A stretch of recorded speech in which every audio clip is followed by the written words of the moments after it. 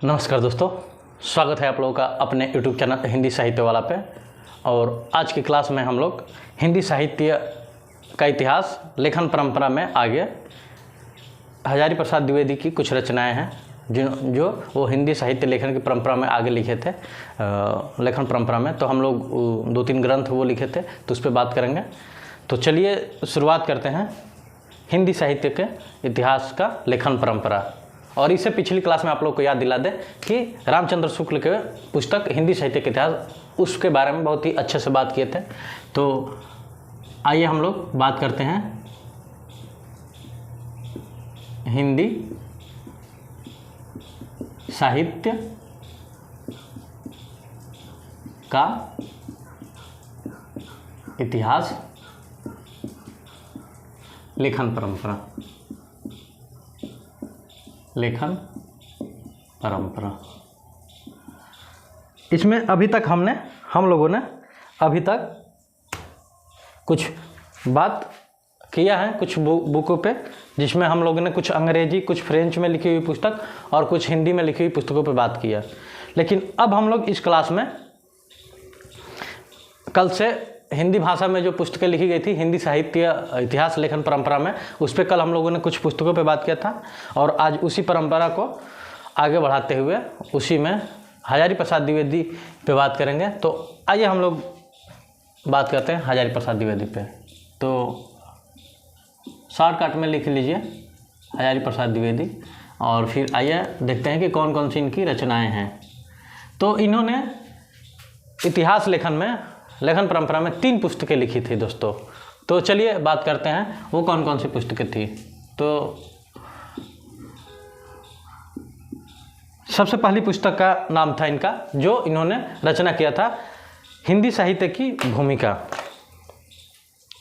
तो नोट कर लीजिए आप लोग, हिंदी साहित्य की भूमिका। जो इनकी दूसरी पुस्तक है तो हिंदी साहित्य का उद्भव और विकास। तो दूसरा जो पुस्तक है हिंदी साहित्य का उद्भव और विकास। तो ये रहा इनकी 2 पुस्तकें, पहली हिंदी साहित्य की भूमिका और दूसरा हिंदी साहित्य का उद्भव और विकास। और अगली किताब पे जब हम लोग बात करेंगे तो हिंदी साहित्य का विकास, हिंदी साहित्य का आदिकाल। तो ये अगला है पुस्तक इनका, हिंदी साहित्य का आदिकाल। तो ये रहा हिंदी इतिहास लेखन में 3 पुस्तकों को इन्होंने लिखा था। और ये पुस्तकें हिंदी साहित्य की भूमिका ये 1940 में प्रकाशित हुई थी। अगली बात करेंगे हिंदी साहित्य का उद्भव और विकास, तो ये 1952 में। और फिर हिंदी साहित्य का आदिकाल, तो ये भी 1952 में प्रकाशित हुआ था। तो ये रहे दोस्तों हजारी प्रसाद द्विवेदी जी के कुछ महत्वपूर्ण पुस्तकें जो उन्होंने हिंदी साहित्य के इतिहास लेखन परंपरा में लिखा था। तो आप लोग इसको नोट कर लीजिए या तो स्क्रीनशॉट ले लीजिए। और इसके बाद हम लोग बात करेंगे डॉक्टर रामकुमार वर्मा के कुछ रचना पे और उनकी पुस्तक पे। तो चलिए इसको पहले आप लोग नोट कर लीजिए या तो स्क्रीनशॉट ले लीजिए। अगर हो गया तो चलिए हम लोग आगे बढ़ते हैं।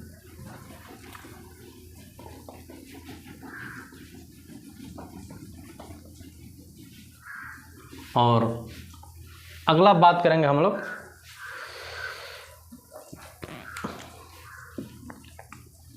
रामकुमार वर्मा जी की एक पुस्तक है हिंदी साहित्य का आलोचनात्मक इतिहास।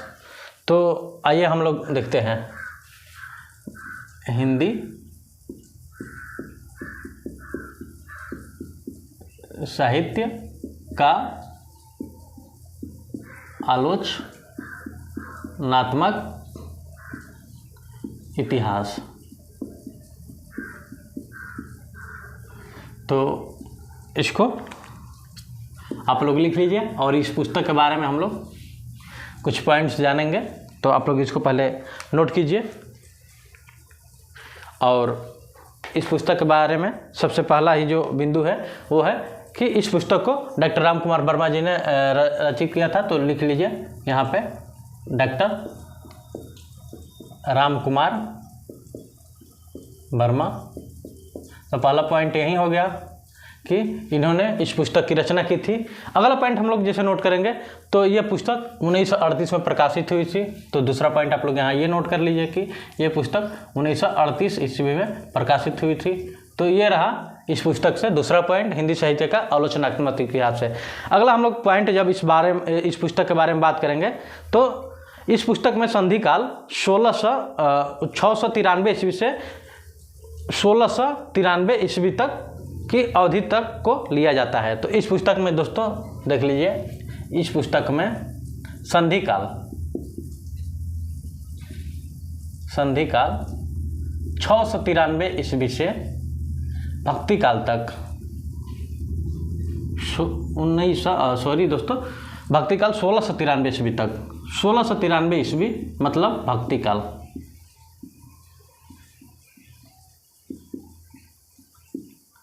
इस पुस्तक में यहाँ तक चर्चा हुई है। ठीक, तो इस पुस्तक को जब हम लोग पढ़ेंगे राम कुमार वर्मा की हिंदी साहित्य का आलोचनात्मक इतिहास, तो इसमें संधि काल 693 ईस्वी से 1693 ईस्वी तक मतलब भक्ति काल तक इस पुस्तक में क्या कहते हैं उसकी अवधि लिया गया है या यहाँ तक इस पुस्तक में चर्चा मिलेगी। अगली हम लोग जब बात करेंगे इस पुस्तक पे तो इस पूरी पुस्तक को 7 प्रकरण में विभाजित किया गया है। तो अगला पॉइंट नोट कर लीजिए, 7 प्रकरण में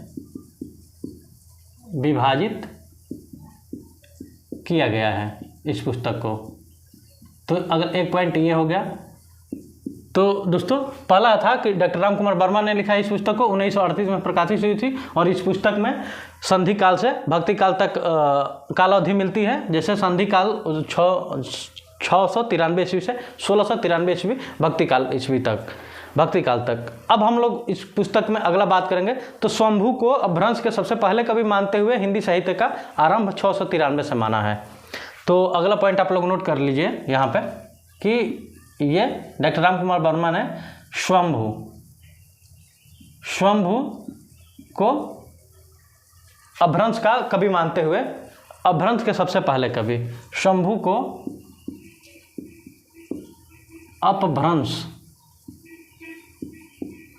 काल का सबसे पहला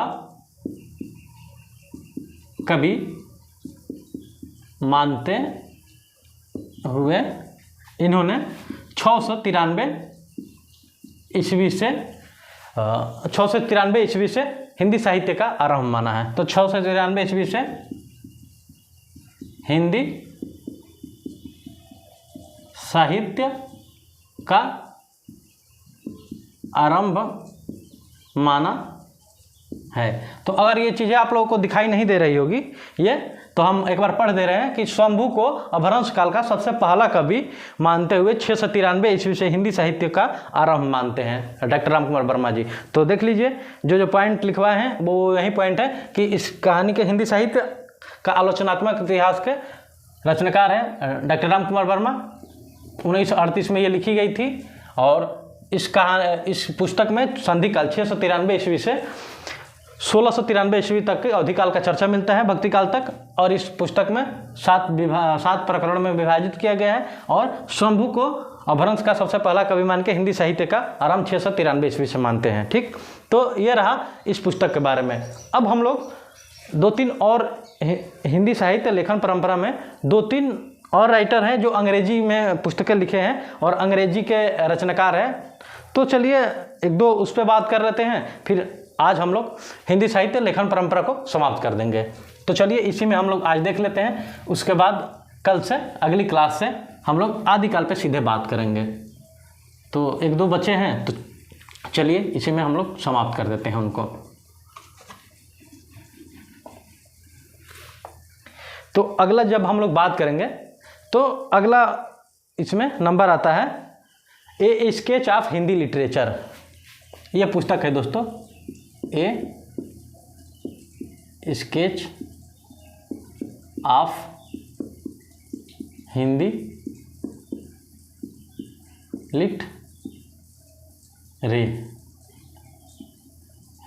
लिटरेचर, ये रही पुस्तक। तो आइए इस पुस्तक के बारे में हम लोग कुछ जानकारी प्राप्त करते हैं। तो सबसे पहला बात यह है कि इसके एडविन ग्रिप्स इसके रचनाकार हैं।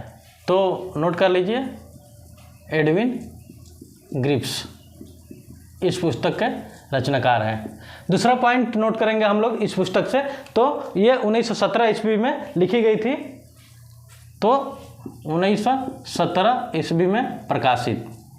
और फिर अगला जो बात है कि यह हिंदी साहित्य के इतिहास को 5 भागों में विभक्त किया गया है इस पुस्तक में। तो नोट कर लीजिए, 5 भागों में हिंदी साहित्य के इतिहास को बांटा गया है। तो एक पॉइंट ये रहा दोस्तों, एडविन ग्रिप्स ने लिखा था इस पुस्तक को और 1917 ईस्वी में, और फिर इस पुस्तक में 5 भागों में हिंदी साहित्य के इतिहास को विभाजित किया गया है। ठीक, अब हम लोग अगला पॉइंट नोट करेंगे। तो आइए पहले इसे मिटाते हैं और इसके बाद हम लोग अगली पुस्तक के बारे में जानेंगे। तो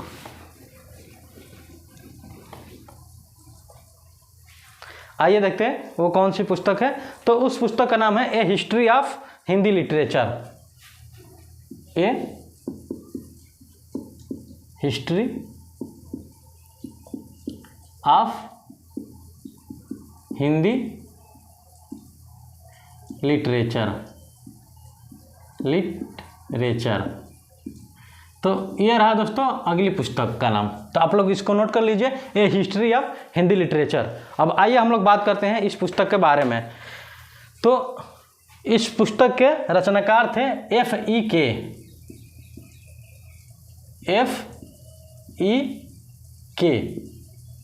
और दूसरा पॉइंट हम लोग नोट करेंगे इसमें, तो ये 1920 में प्रकाशित हुई थी। तो 1920 में दोस्तों रचना हुई थी इस पुस्तक की। और अगला बात करेंगे इस पुस्तक से, तो ये अंग्रेजी भाषा में लिखी गई थी। तो ये हिंदी भाषा की नहीं है, आप लोग ध्यान दीजिएगा। पहले ही हम बोले थे कि कुछ पुस्तकें हैं जो अंग्रेजी भाषा की हैं, तो उस पर हम लोग बात करेंगे। तो ये रहा ए हिस्ट्री ऑफ लिटरेचर, F.E.K. ने लिखी थी, 1920 में प्रकाशित हुई थी और अंग्रेजी भाषा में लिखी गई थी। तो चलिए, इस पुस्तक का भाषा अंग्रेजी था। तो ये रहा दूसरी पुस्तक। अब हम लोग, आप लोग इसको नोट कर लीजिए। अब हम लोग लास्ट बात करेंगे, एक और पुस्तक बाकी है जिसको अभी तक आप लोग सोच रहे होंगे कि अरे भाई उस पुस्तक का नाम क्यों नहीं आया। तो अब आ रहा है उस पुस्तक का नाम, तज़किरा ए शुअराई हिंदी। तज़किरा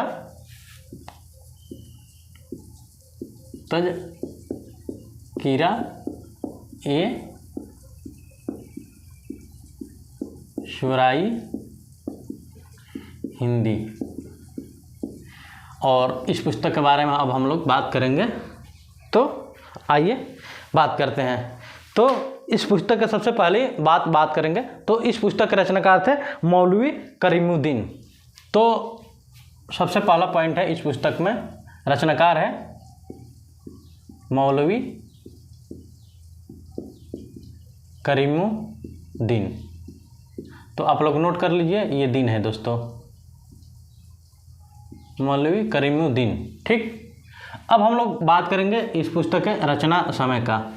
तो ये 1920 शायद, हाँ नहीं दोस्तों सॉरी, ये 1848 ईस्वी में प्रकाशित हुई थी। तो ये 1848 ईस्वी में प्रकाशित हुई थी पुस्तक। तो आप लोग ये दूसरा पॉइंट नोट कर लीजिए।